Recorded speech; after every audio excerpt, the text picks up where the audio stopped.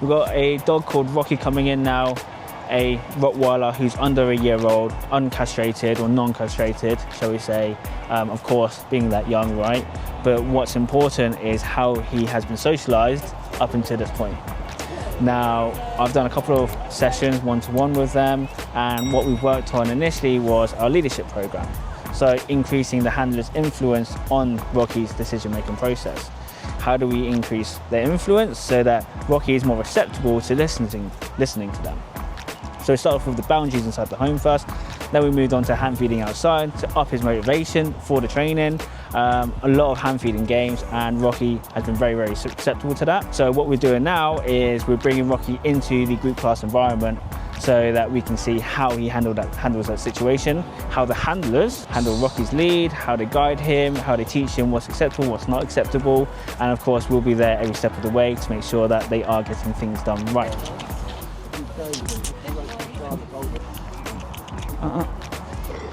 Good boy. Good. Sit. Good boy. Oh, you're very good. That's a good start, isn't it? It's a very good start. Yes, it is. Lovely, isn't he? Lovely. Is it right to just try a little butt sniff? So see how we go over here.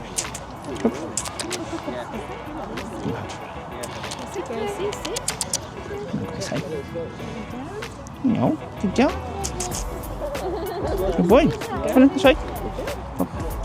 This way. Come on. Good boy. Well done. That's very good, isn't it? Okay. Up. Can I say hi? Okay. Nice. Yeah, that's not your food, mate. Thank you. So you guys see I'm handling him. Yeah, very much structured. Sit first, and I'm like, okay, I'll say hi to the dog. I'll let him say hi too, and then breaking up the interaction. So I'm using my body language as well to make sure that he's not lingering in that interaction for too long. But I want to keep these interactions short and sweet. So when he interacts, I let him interact, and then I'm ready there to just get him to walk forward. So short but slack, right? So I'm not holding it, giving him full length of lead here. I'm holding it short, but I'm keeping it relaxed. So there are specific dogs that can interact, and some dogs which probably best to avoid. So I'll say intact males. Yeah, probably don't interact with intact males to begin with. Probably aim yourself for females. So Gracie there, female. You've got Darcy, Cocker Spaniel, female. Might need a little bit of space though. Archie behind you is a neutered male, so he might be okay. You've got Holly, little Jack Russell, who is also a female. Yeah, so best thing to do is always ask, yeah, can I interact? Yeah, or can he interact?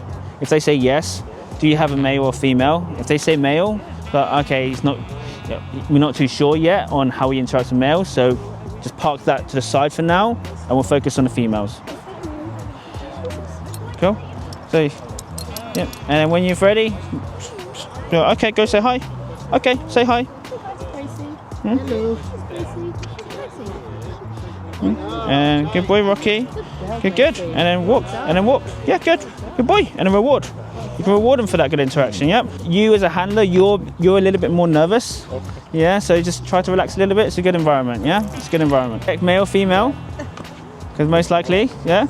Okay. Yeah. Yeah. What did I say? Right. Check male, female. Yeah. Always check male or female. And that's exactly why. What you got there, Sharu, is intact male. Yeah, intact male we got here, so you always check, right? And I was spot on, even before even seeing. No, I'm in the males. Just the males he's trying to lunge towards. Okay. So with the male dogs, or when you see a dog, essentially, you know, as you're approaching it, you want to get them into these interactions, right? But it's best to find out, oh, is it okay to interact? Is your dog a male or female? If they say male, then we just use our leave it. Yeah, so leave it, if I show you that now. Yeah. So leave it is essentially, Rocky, stop focusing on that dog, focus on me, yeah? So nice and simple, he's looking at Sharu over there, leave it. Good. Cool, yeah? So just a small, very small little pop, and he should come into that, right, towards you. So again, looks at the dog, leave it. Good boy. Okay. You see how all I'm doing here, right, is I just want him to move his head off of line. So instead of looking at the dog and locking on, I just want him to look away. That's all I'm asking for him to do, just do not stare at other dogs. And once you can prevent him from staring, that's when you usually prevent him from lunging and whatever else he's doing, right? Mutated male, intact male. Neutered is when they still have their balls. Yeah, neutered is when they've been chopped. Yeah. So the difference, what that does to Rocky, for example, right? Rocky is an unneutered male.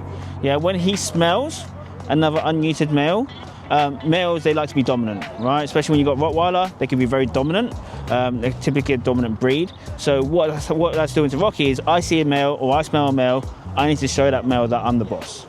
Yeah, which is why you get this lunging, this kind of aggressive behaviour, yeah, which if left unchecked can progress to even more aggression, right? Which is why we need to keep him in check now. It's good focus, good. So leave it, good, lovely, nice, good, very good. He's a good boy. He's a very good boy, aren't you, mate? You're a very good boy. Yes, you are. Oh, you guys want to swap? Cool, so as you're walking through, so short but slack, perfect. Good, so as he looks at the dog, just ask him to leave it. And leave it, focus back on you, right? Good. So one thing I want you guys to add in, and this is a small thing, but to the dog it's very important. Right, so to Rocky, what we're going to start to do is start to release oxytocin in his brain, which is a really feel-good chemical. The way we're going to do this is when we say leave it, and he looks away, we're going to say yes. So for example, yes. Yeah, and then just a bit of eye contact there, right? And then reward.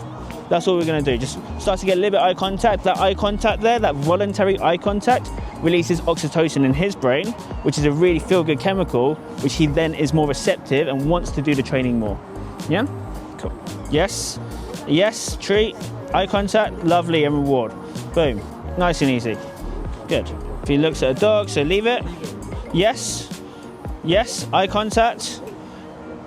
And a reward. A reward, lovely, good. Let's have a look to see how you interact, or how you get him to interact with another dog there. See if he wants to interact. I made a mistake on that reception centre anyway. No, we're not going on top of Yeah.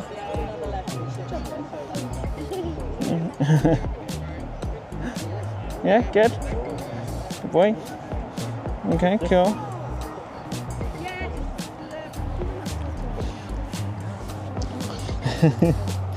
Clever cow.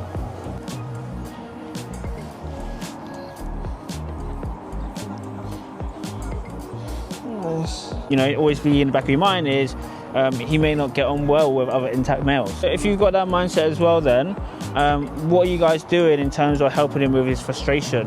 Because as he gets older, he's going to become more and more sexually frustrated, potentially, right?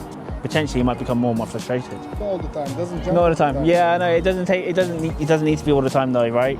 It only takes that one time where he, you know, the other dog comes up to him. He doesn't like the other dog. He tells the other dog off. The other dog says, "No, I don't like that," and then they get into a fight. It only takes that one time. It doesn't have to be all the time. It only takes that one time. So if you are allowing him to be off lead, you know, and he sees an intact male, and the intact male comes over, and they do get into a scrap, you know, then it only takes that one time where, you know, he could be potentially very dangerous, the other dog could be very dangerous, either one of them get injured, or even worse yet, you know, the other person press the charges. Why are you letting your dog off lead if it's going to do that? You know, and if you are allowing him to be off lead, and he could do that, then at the end of the day, you're the one in the wrong, and then he could be put down for being dangerous. Yeah, different scenarios you have to think about. Yeah, he's good. He's good with females generally. Yeah, and good boy. Nope, so cool. Right, that's okay. So, what did I say earlier about the lead? Yeah. So as you went into the interaction there, your lead was like this. Yeah, your lead was already here. So I can probably play back in the video as well, where your stopper isn't here; it's up here. Yeah. So you're already holding that tension there. You're then also causing that frustration for him, which then he went. You know, he should be okay with females. From what we've seen today, from how I've handled him, he should be okay with females. But you're already quite tense, right? You do it, okay. Yeah. Yeah, you're right. She's anxious. Protect Yeah. me, protect me. I know. Do you want to do another bump step? Yeah, I can do. Good girl, Saf. Rocky, come. Good girl. Notice the difference in handling. I'm not doing this. Yeah, I'm not already holding him tense. But what I am doing, if I need to say, Rocky, come, and he's not coming, just a little check. That's all it takes. It's just like communication. But this, holding it tense, is communicating to him that we're anxious. Yeah, we're nervous. And if we're going to be nervous, of course he's going to be nervous. Down and settle. Here, yeah? Get him into a down and settle. And he can be next to Honey then as well, yeah?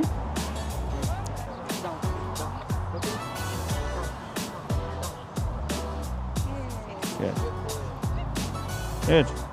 Oh, yeah, so he's next to another dog, nice and calm. Good. Hey, Honey, good girl. So think about what we can do is teach him to settle. Yeah, nice, easy exercise. Very positive exercise, but all I'm going to do here is just say settle, treat in. Settle, treat in. Settle, treat in. Cool, you okay to give that a go, yeah? And we got to just literally throw it in. Settle, good settle, treat in. Wait a bit of time, good settle, treat in. So essentially settle is just teaching him how to relax. Yeah, that's all we want him to do, right? The more he relaxes, the more he gets fed. Nice and easy. So that was Rocky there. Great dog, loves to work. As you can see, he was a little bit dominant with other male dogs, well, with me anyway, or what I could see initially. But then the handler, as a handler and as a dog owner, very, very anxious, very nervous, started to pull up the lead. Even before Rocky was doing anything wrong, he was automatically just pulling up that lead and being very nervous. And then of course, because of that tension, Rocky felt nervous and he was tense himself, and so he reacted, right? So very, very common thing that we see as dog trainers is very much how the handler, how you handle the lead, how you are in terms of your body language, your aura, your energy, how that affects the dog that you're working, right, or that you're walking. If you found this content useful, don't forget to give us a thumbs up. And if you want to see anything in particular, maybe you're struggling with your dog and you need some content to help you along the way, then comment below and myself and my team will try our hardest to launch a video specific to what you need. Now, don't forget to subscribe and also turn your notifications on. We want to be able to help dog owners all over the world, not just here in Milton Keynes, not just in person, but also via our content on YouTube, TikTok, Instagram, wherever it may be. Make sure to give us a follow and subscribe.